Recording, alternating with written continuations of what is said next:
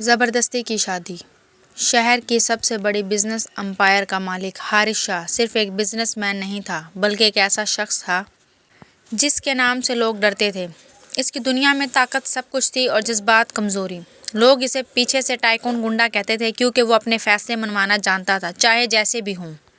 دوسری طرف منال ایک غریب مگر باعزت لڑکی تھی جو اپنے باپ کے قرض اور گھر کے حالات سے لڑ رہی تھی۔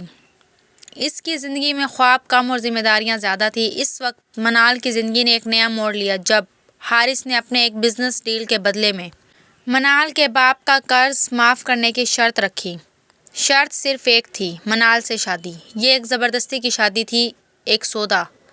نکاح کے بعد پہلی رات ہی حارث نے سرد لہجے میں کہا، میں نے تمہیں خریدا ہے اس لیے اپنی حد میں رہنا۔ یہ الفاظ منال کے دل میں تیر کی طرح لگے مگر اس نے کچھ نہیں کہا۔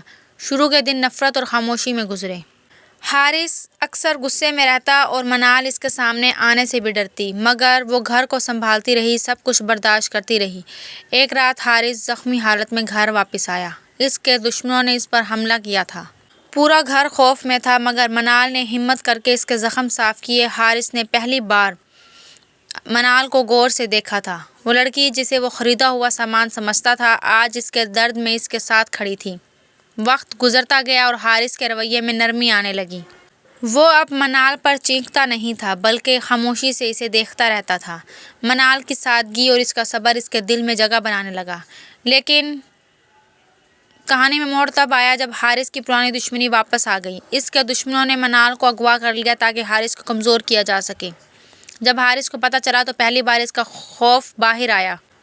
وہ پاگلوں کی طرح منال کو ڈھونڈنے لگا۔ وہ میری کمزوری نہیں، میری زندگی ہے۔ یہ الفاظ اس کے اپنے ہی دل کو چونکا گئے۔ حارث نے اپنی پوری طاقت لگا کر منال کو بچایا۔ جب وہ اسے واپس لائے تو اس کے چہرے پر پہلی بار وہ غرور نہیں تھا، صرف فکر تھی۔ منال نے کمزور آواز میں کہا، آپ کو تو فرق نہیں پڑتا تھا۔ حارث نے فوراً اس کا ہاتھ تھام لیا۔ پہلے نہیں پڑتا تھا، پڑتا ہے بہت زیادہ۔ اس دن کے بعد سب کچھ بدل گیا۔ حارث نے پہلی بار منال سے معافی مانگی اور اس رشتے کو ایک موقع دینے کی درخواست کی۔ منال نے خاموشی سے ہاں کر دی کیونکہ نفرت کے پیچھے کہیں نہ کہیں محبت نے جگہ بنا لی تھی۔ کبھی کبھی جو رشتے زبردستی شروع ہوتے ہیں وہی سب سے سچی محبت بن جاتے ہیں۔